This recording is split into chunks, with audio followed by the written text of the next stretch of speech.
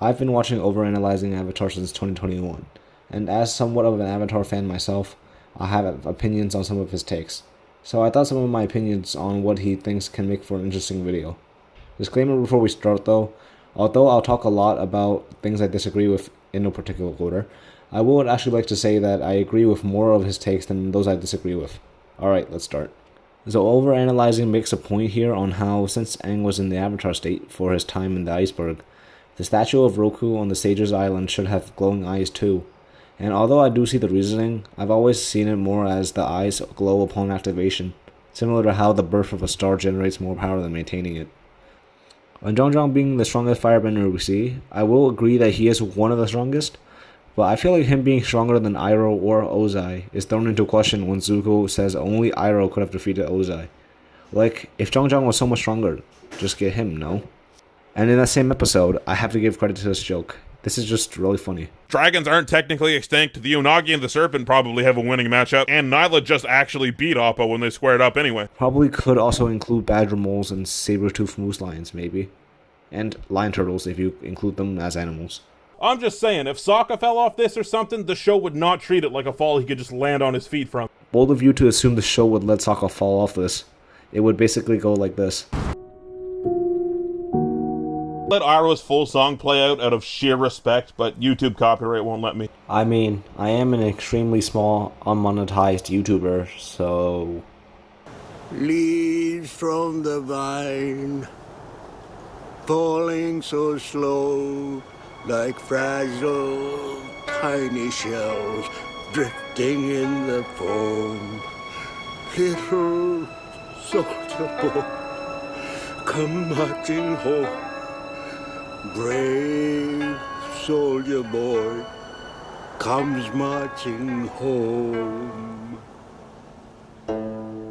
That didn't work, he decided to take it into his own hands again. But this time, for the good of the people. Sure, a lot of this was hate for firebenders as well, but this time he was doing it for the right reasons. That's important. Alright, but him doing it for the good of the people does not justify what he tries to do. He has good intentions, sure, but his hate for firebenders still led him to commit basically a murder attempt with no proof to support him. And if he didn't get involved with the Dai Li, then he would not have been in the situation at all. So I still think Jet is a very flawed character. Ever since she became the master, her own development has sort of taken a back seat. So it's really cool to see the fact that she's a match for Azula, at least in this one scenario. Yeah, if you pay attention here, Zuko is actually doing better in this fight than both Azula and Aang.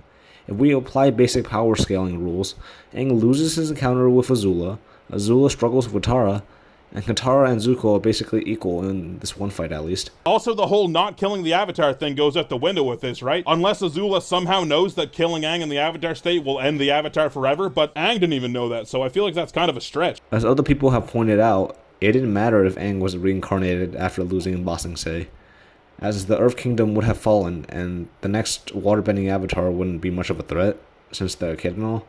The Fire Nation could have easily won the war before then. What? Why doesn't anyone ever tell me anything? I also love this line from this one guy. I sometimes actually quote this if I can. It's just funny. I guess this goes back to the fact that there's no Earth Kingdom Navy we ever see or even hear from. Here's one of my best shorts I've ever posted. I commented on how he says there's no Earth Navy, despite us getting a line in Season 2 where they're brought up sparingly. And yes, Overanalyzing brings this up during the Coral Iceberg video, but I realized this before he made that video, so... You guys know that I've spent way too long looking for the song that plays during the scene? Some person dropped in the comments later on, and I thank that person tremendously. That puts Sozin, at his youngest, remember I've undershot everything to a reasonable amount, at 149 years old at the time of his death. This is probably one of the reasons why this is my favorite Overanalyzing episode. The fact that Overanalyzing is able to get so much from, well, Overanalyzing. This is just really smart analysis and attention to detail. By the way, did anyone else think it was the Fire Nation attacking their first time watching this episode? Eruption. The town seemed further away, and there wasn't an entire second volcano. This is my favorite line read in all of Overanalyzing Avatar. The way it highlights the absurdity of there being a second volcano, it's just really smart, man. There are a lot of shots of Iroh behind bars too, but most of the shots actually zoom in through the bars. On the flip side, a lot of the shots do the opposite for Zuko. They zoom out to show the bars in front of him. Same reasoning as earlier in these prison scenes. I don't think many people, including me, caught this on their first watch throughs of the show. What is this, Dragon Ball Z? What does more powerful mean? Can Katara move more water? Does she have more water pressure? I mean, you can kind of quantify what more powerful bending means. Even in overanalyzing Korra, this point is somewhat rationalized to better explain Yakone and Aang's encounter. And yeah, the show probably just means better or more skilled benders. For example, you can see that Toph is a more powerful bender than Haru. You can tell that Ozai is a more powerful bender than Zhao. So while I get the confusion, I think you can kind of get it in your head if you think of it that way. Am I unclear on what people blush for? It's often because of embarrassment, right? Towering, frightened old man is a really novel concept. I mean, yeah, he has all of those traits, but it's probably just because he's old now, right? He probably was a little bit tougher in his glory days. Nice that Katara and Zuko get a couple moments of bonding outside of the murder mission. It makes the team feel more complete. As good as this finale is, I do have a very big problem with the fact that Zuko and Katara basically don't feel connected enough for this to work. Aang and Sokka are different as we get more positive scenes with the two of them and Zuko, and it makes more sense that we see them to be more chill with each other. However, with Zuko and Katara, are they really that close? This is the only moment after the murder mission in which we see Katara forgive and be friendly to Zuko, other than her forgiving him at the end of that episode. Then they don't talk at all during the Ember Island players, and then they team up in the finale. That seems like a massive oversight, no? They've been chill for basically an episode at this point.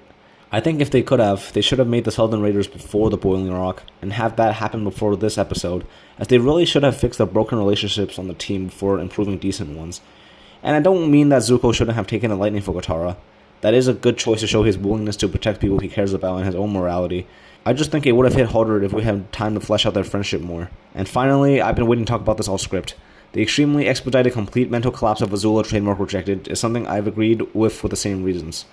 To the point that during my first watch through the show, I didn't understand why Azula was faltering.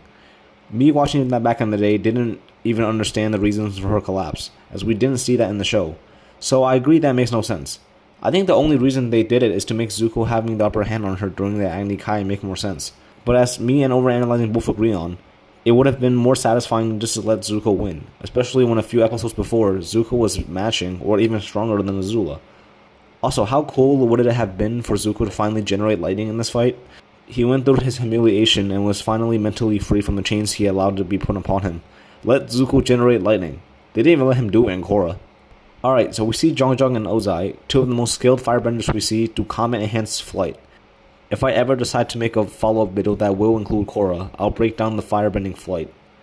Finally, the last major point I have to talk about is the rock unlocking the Avatar state. Once again, on my first watch through, I thought Aang was paralyzed here, straight up dead. But it turns out he just unlocked God mode. It's like the same problem he has with energy bending, no? Even more so? Aang doesn't have to grow in this fight. A piece of literal dirt gives him the ability to turn a definite loss into a win. I get that it has to be done for the show to work, but come on, I'm even willing to entertain the idea that you could physically unlock your chakra through physical means, or that the Lion Turtle energy bent the chakra free, similar to in Korra. But the fact that it's such a random way to win the final fight subtracts from it, in my opinion. Okay, I was gonna include this bit as a snarky remark. Like, the wind being strong enough to erode this rock away means it was probably strong enough to just, like, shred Ozai, right? But if you think about it like that, then I would say it's actually the instinctual primal avatar state that, quote, fucked on Ozai. Then Aang probably would not have thrown this move out, knowing that he could kill Ozai. But I personally actually prefer that Aang was in control and did stop himself, so whatever. And that's about it. Not much more I want to say, as everything else would just be me agreeing with what he says. And I don't think that's all that fun of an episode. I'll have a lot more disagreements though, especially in Korra, so if you like this video, I'll see about making one for Korra.